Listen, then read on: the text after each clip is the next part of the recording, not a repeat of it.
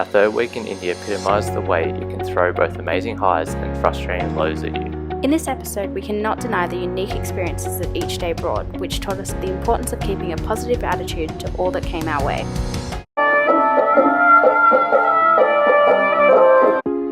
Hi, I'm Maddie. And I'm Ruby.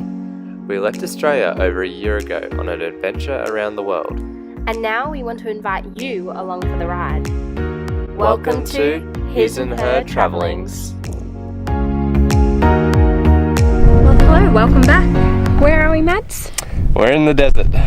We're in Jaisalmer. Well, not, we're in the desert. Okay, well, we're in Jaisalmer this episode, though. This week we started out in our most western Indian destination, Jaisalmer, the final frontier before the start of the open dune separating India from Pakistan. It's a small town and perfect to wander through, especially within the walls of the Jaisalmer fort, which is one of the world's last remaining forts to house a living community. Jaisalmer is also the starting point for the renowned overnight camel safaris in the sandy deserts. There's lots to choose from, and after some research we booked through our accommodation, Dylan's Cafe and Guesthouse.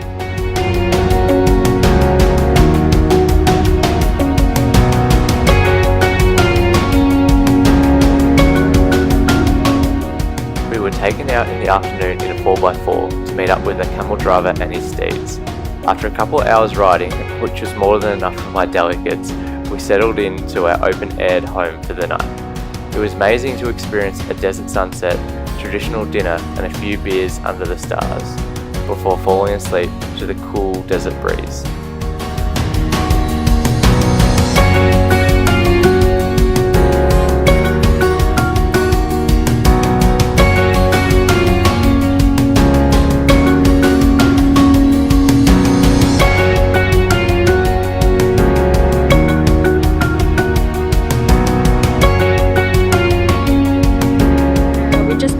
Camping out in the sand dunes. It's very peaceful to get away from everything.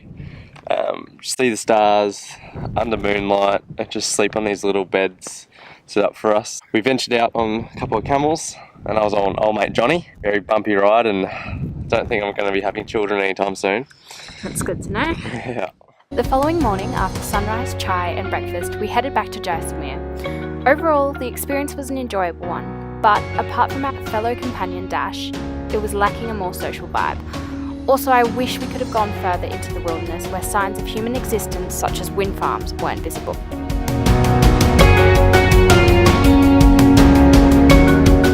Question: what do two Australians do when they have nothing to do but to wait for a bus and have 100 rupees in the spare half an hour?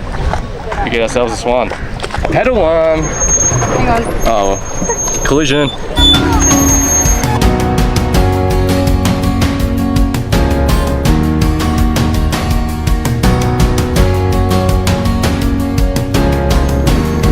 You're on your own now.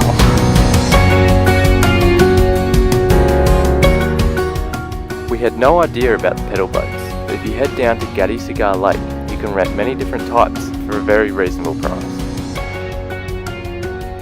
We have tree wrecked.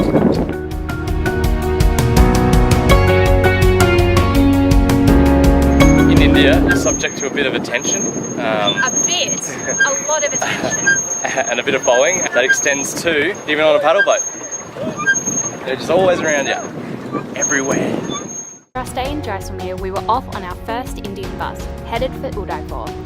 For the 12-hour journey, it normally would have been a pretty average time, but thankfully, the overnight sleeper bus provided a stylish and comfortable journey.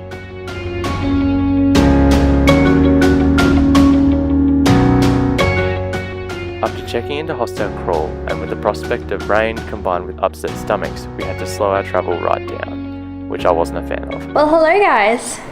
We're in Udaipur. Why are you doing that here? Why not do it here? Do it somewhere cool looking, like up on the rooftop. Whoa.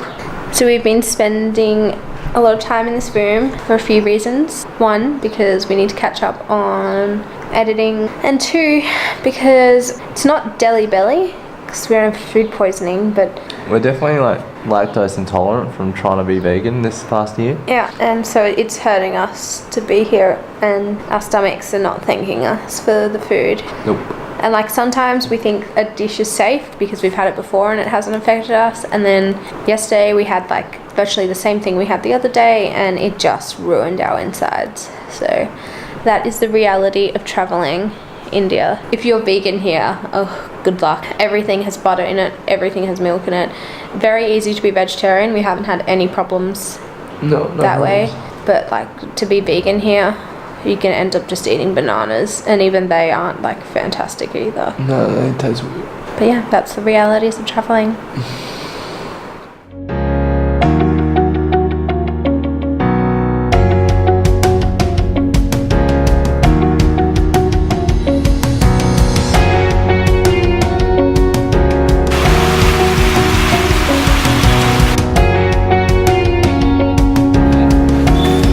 Very fast, man.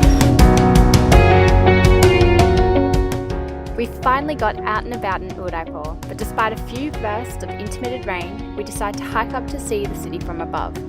This, coincidentally, was when I was just about to poop my pants because of something I ate. But to be honest, the view would have been worth even that.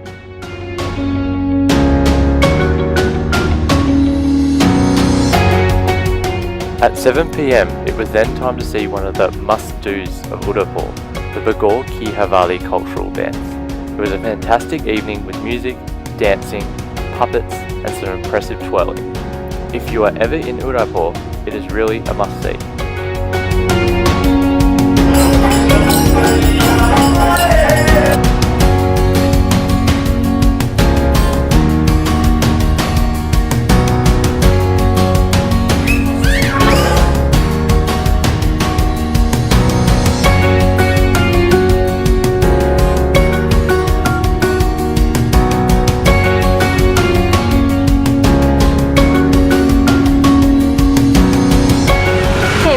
On life. Today has just been an overall crap day. It started off pretty well. Found out that our place we're staying at has a free breakfast. Yeah, that was a pleasant surprise. Can't even talk, can't even know. But it all went downhill from there. It started off with us trying to book a flight to Myanmar. It was an absolute joke. If I cut out halfway through it and then trying to get a train ticket, like talking to the guys at the hostel reception, you just can't get a straight answer out of anyone, and it's just so painful. Yeah, and it wears you down after a while. I had a bit of a moment where I was dropping every single word I knew under the sun. And then we decided we'll just walk to the train station. It's not that far away, and we'll just book our tickets in advance so that they're all organised for the next couple of days. And I saw the weather for today. The weather didn't look that great. It was meant to start raining at 10. By the time we faffed around and got left to the hostel at 12, it was still pretty fine. But the moment we walked out into the open, it started raining, and it's been pissing down ever since. We found a tuk-tuk abandoned on the side of the road, and it's just offering us shelter while we not get absolutely drenched even more. It's really hard sometimes to travel here. Nothing works efficiently. It works, but at its own pace, and you cannot do it at a pace like you would in Europe. Just anywhere else. It's frustrating. Yeah. It's one of those days. But we walk past a place that has happy hour from 3 to 7, so once we freaking get to this train station, we're booking ourselves a tuk-tuk back, and we're going straight to that happy hour. Oh, we're going to watch it. Yeah, after lunch, straight to happy hour.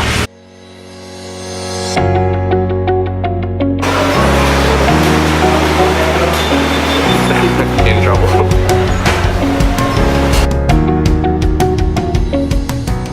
With a good feed and an excellent happy hour deal, we reassessed our attitudes and decided to give Udaipur another chance. So the following day, we rented a scooter and headed out to explore the surrounding lakes and mountains.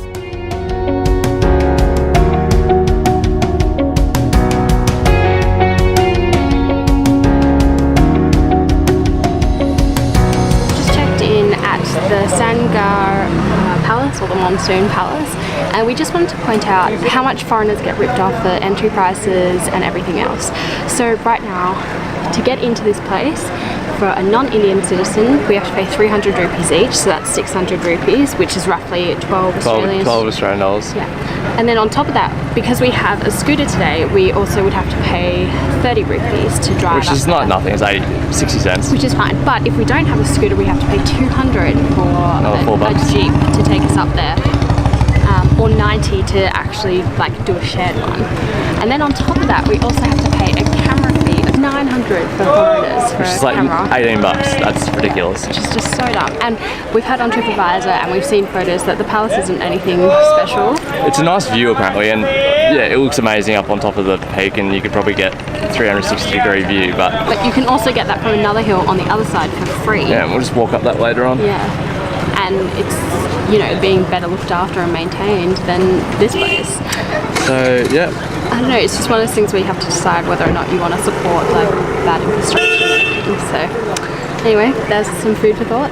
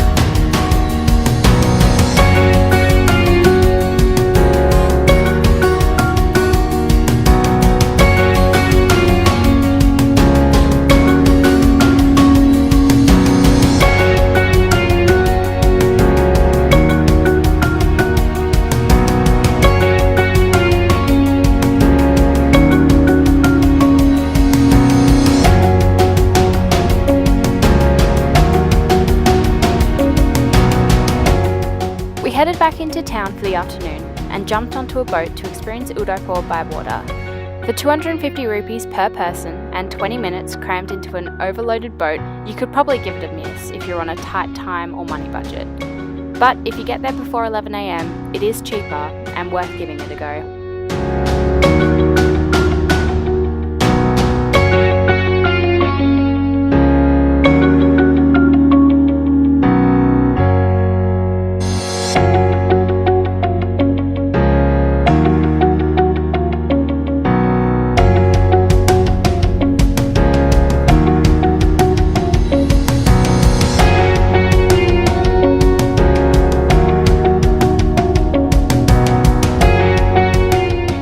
Sunset, we ended up heading back to the lookout point, but of course, our camera died.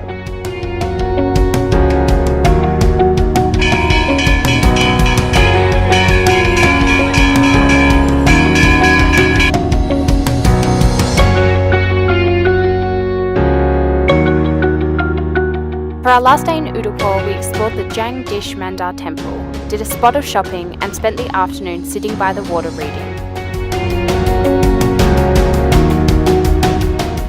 After one last magical sunset in Udaipur, we slowly made our way to the train station for the 10 PM train onwards to our next destination. So that is basically all for our Jaisalmer and Udaipur vlog. Yep, that's it. The last week or so we've taken a different approach to India in that we needed to find peace with India maybe, and no, it's just been a bit boring, that's all. Yeah, and I'm sorry if this vlog's a bit more boring, but we just needed more time to take everything in and we've done a bit of a slower travelling, which Maddie's not exactly 100% keen about. You okay? Yeah, I don't know what else needs to be said. Yeah. But anyway, next up tonight we're heading on an overnight train to Agra to finally see the Taj Mahal, and then we're heading on to a couple of different places after that, but you'll see that in the next vlog. So that's all for now. Please like and subscribe. And we'll do it all again next week. Bye. Oh, I just got sand in my eye.